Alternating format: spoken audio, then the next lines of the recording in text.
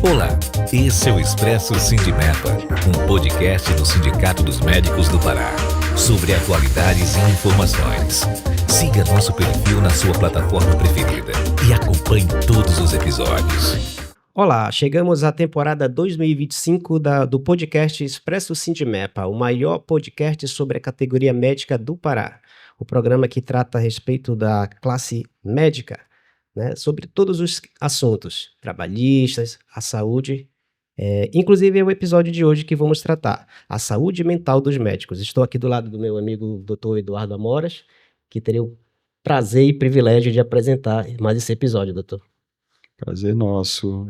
Queria saudar todos, convidar a participar dessa nossa discussão, fala e trazer principalmente para a pauta um tema tão importante, né? O Sindimepa Expresso, ele sempre procura trazer temas atuais, temas que estão envolvendo a nossa categoria que envolve a área da saúde. E em alusão ao mês de janeiro, que temos o Janeiro Branco, que envolve a saúde mental, nós temos como convidada a doutora Cláudia Sadala, depois o Alexandre vai fazer o detalhamento da apresentação dela, e é um prazer recebê-la com a gente, tá, Cláudia? Prazer é meu, agradecer aqui pelo convite, espero que seja um momento muito frutífero para a gente trocar. Sem dúvida. E o assunto é muito interessante, né, doutora? Porque, enfim, saúde mental vamos dizer que é o assunto da vez no mundo atual.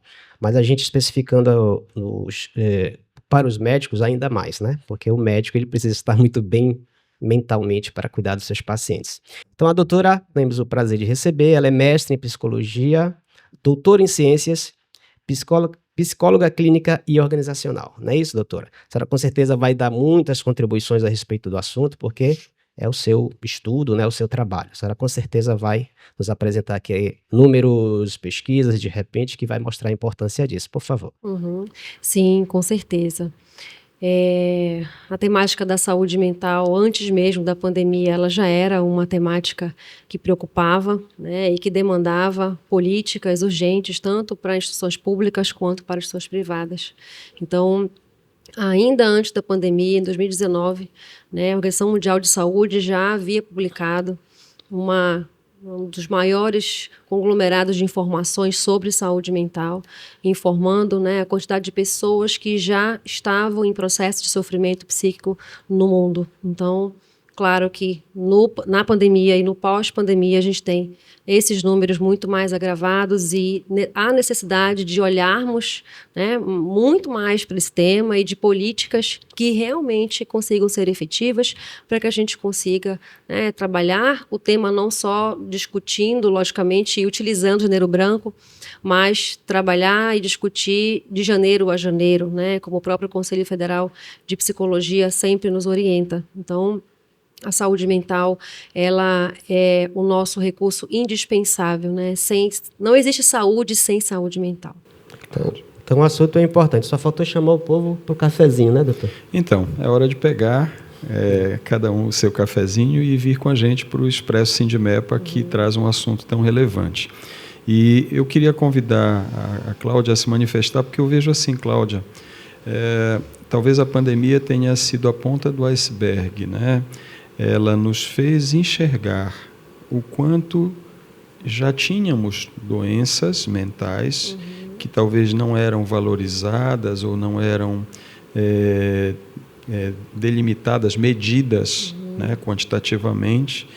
Havia sim um preconceito, acho que depois a gente pode esmiuçar muito mais isso, mas havia muito preconceito da população em procurar o especialista para tratar, e a pandemia ela nos trouxe uma condição de grandes perdas, de depressão, de pânico, de enclausuramento, e os sobreviventes, eles sobreviveram, mas eles sobreviveram de uma forma diferente do ponto de vista mental.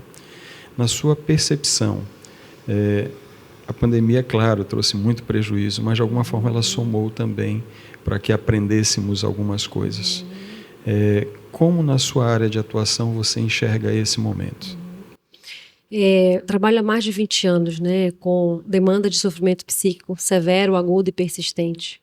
E ao longo desse tempo a gente observa o quanto que a gente tem falado muito mais, mas certamente a pandemia ela conseguiu trazer para o palco, inclusive pessoas de referência, famosos falando sobre, né, as suas vulnerabilidades, falando sobre, né, os seus processos de adoecimento. E na pandemia a gente viveu certamente o que nunca a gente viveu na vida. Muitos de nós nunca vivemos, tomara que nunca precisemos viver isso novamente, né? Condições extremamente insalubres de trabalho, condições de extremo sofrimento, especialmente para os profissionais de saúde que tiveram que lidar diretamente, né, com a sua dor, com a dor de quem estava cuidando e com a dor das famílias que precisavam, né, enfim, receber as orientações e informações. A gente tem um processo super importante na pandemia também, que é a vivência do luto. A vivência de inúmeras perdas, né? A gente fala muito sobre esse lugar que era conhecido, né? Esse mundo presumido que a psicanálise traz para a gente. Então, a gente está no mundo onde a gente conhece como ele funciona, como é que a gente é parte dele, a gente tem o nosso planejamento nesse mundo, a gente tem as nossas crenças sobre as coisas que dão certo, as coisas que não dão. A gente sabia exatamente como se comportar nele, né?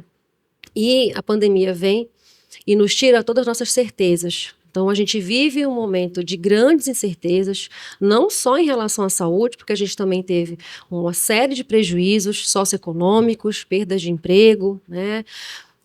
Tem uma outra psicanalista, Maria Homem, que ela fala muito, ela inclusive publicou um livro na pandemia chamado Lupa na Alma, onde ela traz justamente assim, a pandemia ela ampliou aquilo que a gente estava tentando ali esconder, que a gente estava tentando não olhar, que a gente estava tentando não ver. Então, esse nível de sofrimento acabou por trazer mais discussões, trazer mais políticas públicas, trazer mais recursos e tecnologias em saúde mental, né? Hoje trabalho no Hospital Público 100% SUS, onde nós temos inúmeros projetos e tecnologias para justamente, né, acompanhar esses processos de mudança dos profissionais de saúde em relação à pandemia, mas certamente a gente tem, né, essa lupa em relação à saúde mental.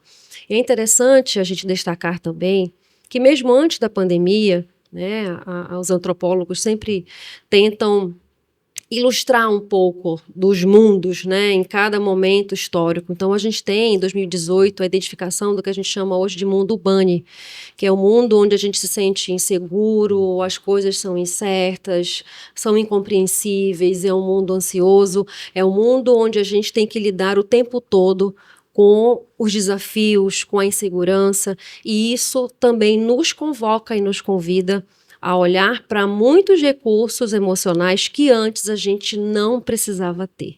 Então, é um mundo agitado, é um mundo da resposta rápida, né? É um mundo onde a tecnologia ela não separa, não nos permite separar a vida profissional da vida pessoal. Então, a gente tem muitos desafios e a pandemia, ela, né, veio nos desafiar, já tínhamos desafios, ela veio nos desafiar mais ainda, mas ela também traz, né, uma série de holofotes importantes em relação à saúde mental. Isso, doutora, e isso foi uma explicação bem abrangente, né, porque é da população toda que passa por essas situações. Agora, especificamente na classe médica, né, que ele é médico, ele tem aquela vivência, né, lá na pandemia que nós citamos, nessa situação que foi, vamos chamar assim, de situação extra, né, que ninguém esperava, aconteceu, afligiu muitos médicos. Associa esses problemas do cotidiano dele, dentro da categoria. Então, eu queria que a senhora respondesse aqui. Isso influencia e muito na saúde mental dos médicos na atualidade, porque a gente trata nesse primeiro episódio, né, doutor, a questão, o panorama atual da saúde mental dos médicos hoje.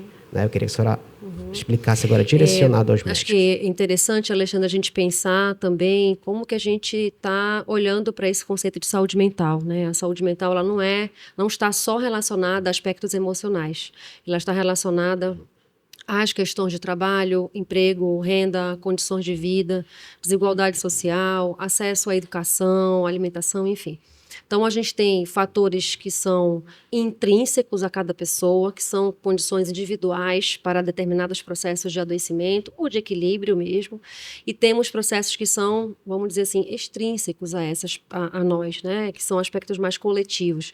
Mas eles estão o tempo todo interagindo, né? Então, pensar os profissionais de saúde, pensar os profissionais médicos, é pensar que eles, né, recebem uma carga emocional no seu dia a dia de trabalho, que na verdade não começa quando se formam, já começa na graduação, né? Na verdade eu poderia pensar, na perspectiva de alcançar esse curso, porque as instituições públicas é uma corrida muito grande para você conseguir uma vaga, então já existe ali, né, uma exaustão importante para estudar, para conseguir, e quando você entra, né, os outros desafios que vêm acompanhados, né, e logicamente a gente tem pessoas muito jovens, né, enfrentando dia a dia condições de dor, condições onde eles próprios se sentem desafiados, né? E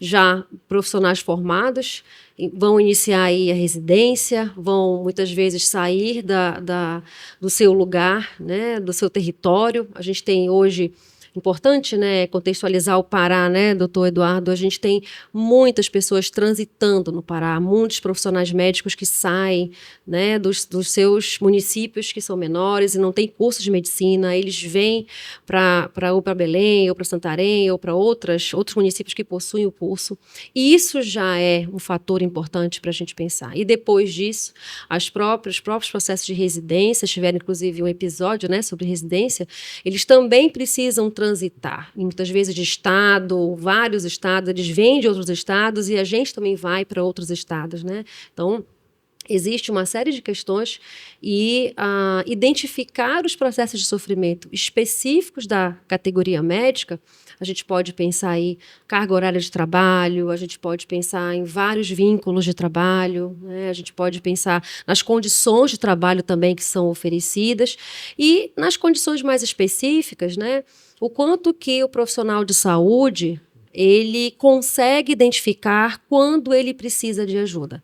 Ele é um profissional do cuidado, ele é um profissional que cuida todos os dias, mas quando é que ele consegue olhar para ele e identificar que ele precisa de ajuda, né? Então, acho que isso é um start importante. Como é que o meu corpo está me comunicando que eu preciso de ajuda, né? Então, a gente tem uma pesquisa recente aí publicada por uma instituição que trabalha com educação médica, onde foram identificados mais de 2.000, né, participantes da pesquisa, profissionais médicos, que relataram estar vivenciando algum tipo de sofrimento psíquico, não exatamente um transtorno, em torno de 40%. É uma quantidade expressiva, muito importante, especialmente pensando que esse profissional ele está todos os dias cuidando de alguém, cuidando de vidas, decidindo, né, sobre destinos e desfechos clínicos, né, doutor? Sim. Cláudia, a gente sabe que hoje a graduação em medicina, falando da medicina especificamente, ela já impõe um tempo longo, 6 anos, e de dedicação plena. Eu diria que é um curso que limita aquele aluno a não transitar em outros territórios. O aluno de medicina, respeitosamente em relação aos outros cursos, ele tem que ter uma dedicação muito mais exclusiva.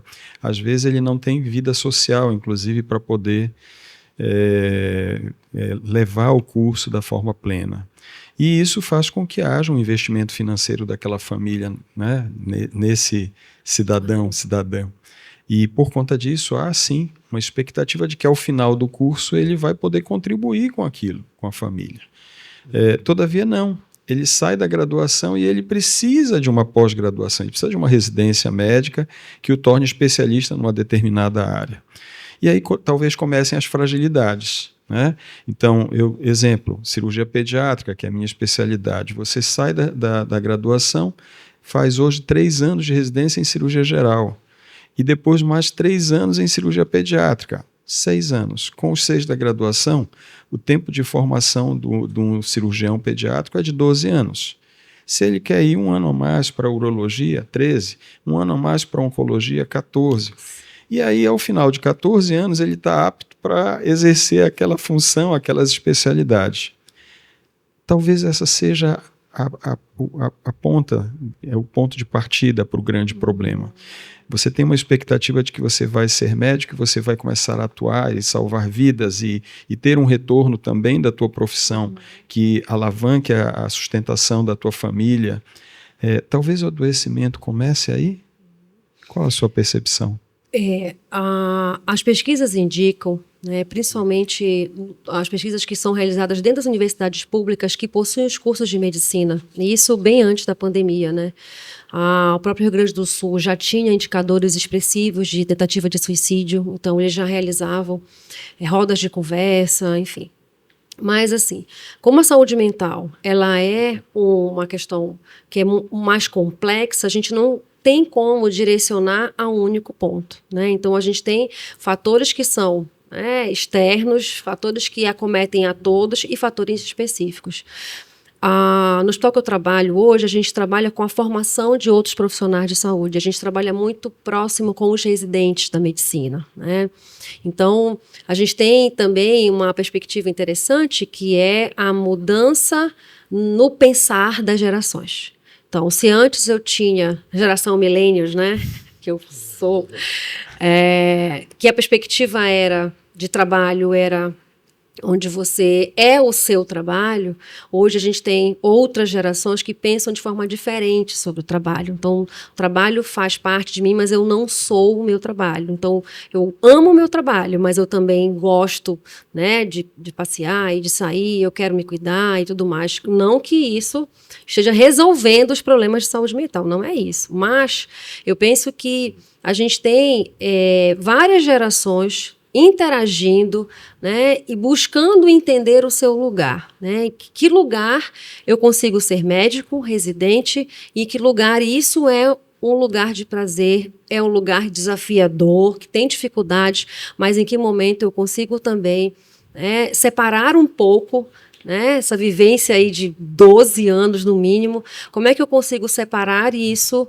dos meus cuidados, do meu olhar para mim, né? Eu sou médica, mas eu não sou só médico e médica, eu também sou filha, eu sou a cuidadora, eu sou a esposa, eu sou a mãe, e acho que esse olhar de maneira mais completa é justamente a devolução para o médico da sua humanidade. Sim. Que ele não é essa pessoa, né, infalível, que não tem vulnerabilidades, e eu acho que ao longo do curso é uma coisa que você vai se deparando, né? Uma vez conversava com os residentes e disse, eu tinha escolhido pediatria porque eu achava que criança não morria.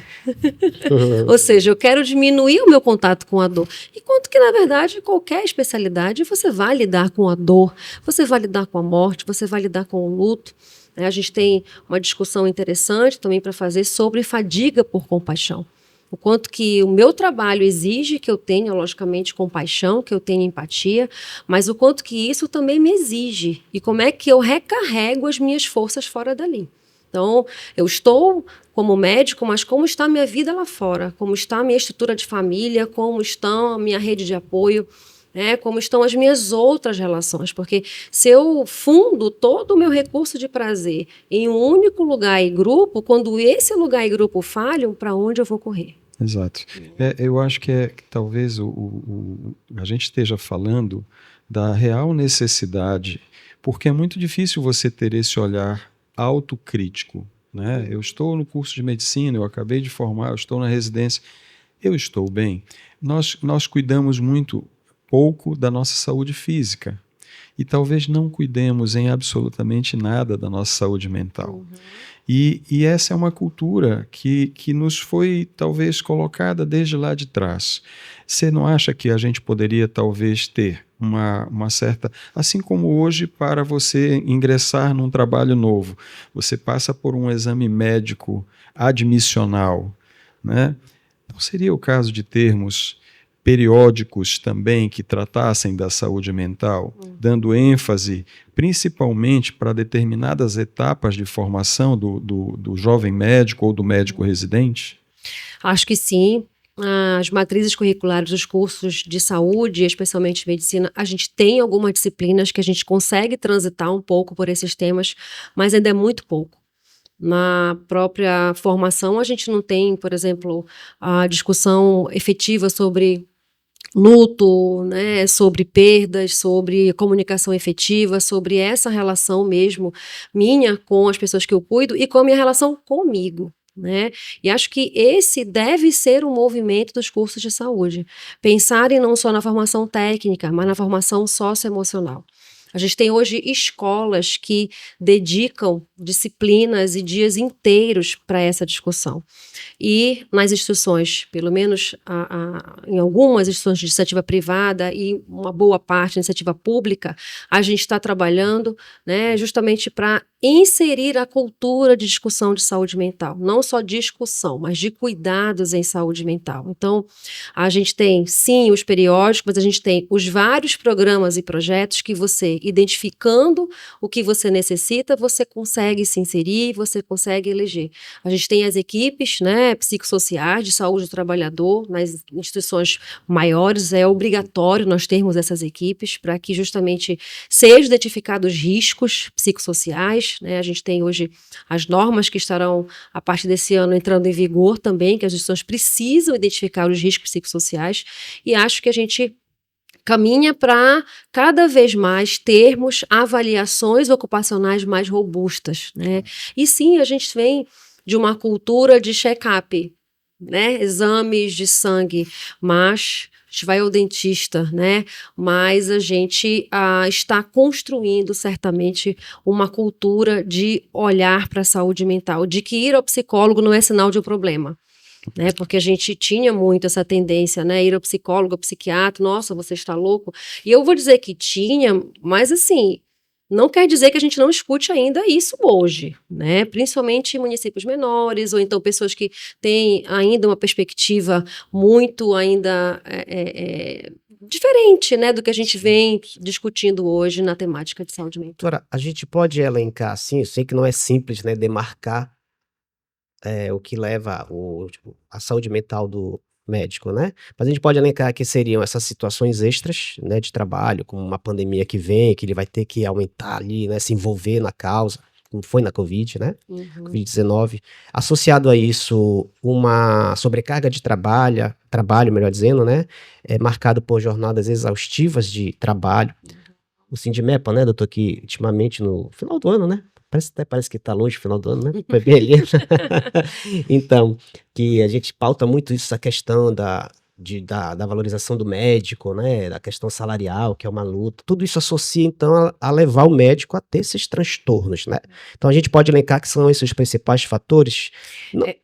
Pode falar. Sim, a literatura ela aponta esses fatores, mas também aponta acúmulo de atividades, acúmulo de papéis, dificuldade de entendimento em relação também à liderança, o quanto que ele entende os direcionamentos também do seu trabalho. A gente tem as relações de trabalho, que também precisam ser cuidadas, né? Não adianta eu me cuidar se o meu ambiente de trabalho é extremamente desafiador, se eu não me sinto seguro emocionalmente no ambiente de trabalho. Os médicos trabalham o tempo todo com equipes, e essa equipe precisa estar muito afinada, precisa estar muito, né, junto, próximo, precisa ter confiança, lealdade, porque são procedimentos muito complexos, eu preciso contar com o outro, preciso confiar no trabalho do outro, e o outro precisa, né, confiar em mim. E quais seriam esses transtornos? Especificamente, depressão, ansiedade? A gente tem transtornos de ansiedade, transtornos de humor, e a gente tem os transtornos relacionados ao estresse, né? A gente tem hoje um transtorno de base mais direcionado às questões ocupacionais, que é o burnout. Então, a gente vê hoje, infelizmente, o Brasil num ranking muito em destaque no mundo, né, e as próprias instituições que identificaram o quanto que as estruturas de trabalho estão mudando, né, com a tecnologia, novos protocolos, uma série de protocolos que, claro, desejam trazer mais segurança para o paciente, segurança segurança para o profissional, mas eles também implicam em mudanças, em estresse, né? E ter mais trabalhos que antes você não tinha, né? A sua rotina ela era assim e agora a rotina ela passa a ser bem assim, né? Muito maior. Então a gente tem, de maneira geral, esses elementos, né? E esses indicadores. Cláudia, para finalizar esse bloco, falamos de exaustão emocional, de despersonalização do profissional e principalmente da diminuição na realização pessoal que esse profissional da medicina tem. A partir daí teríamos que falar de burnout. Eu queria encerrar esse bloco, agradecer a todos que nos acompanharam até aqui e convidá-los para que na próxima semana façamos o segmento do assunto que é tão interessante, né, Alexandre? Isso. Para abordarmos principalmente burnout e outras facetas, né, que envolvem a doença mental, o transtorno mental, a saúde mental, que hoje nós temos como foco em relação às atividades do médico. Então a gente se vê na semana que vem. Até lá. Até lá. Até lá. Olá, esse é o Expresso Sindimepa, um podcast do Sindicato dos Médicos do Pará, sobre atualidades e informações. Siga nosso perfil na sua plataforma preferida e acompanhe todos os episódios.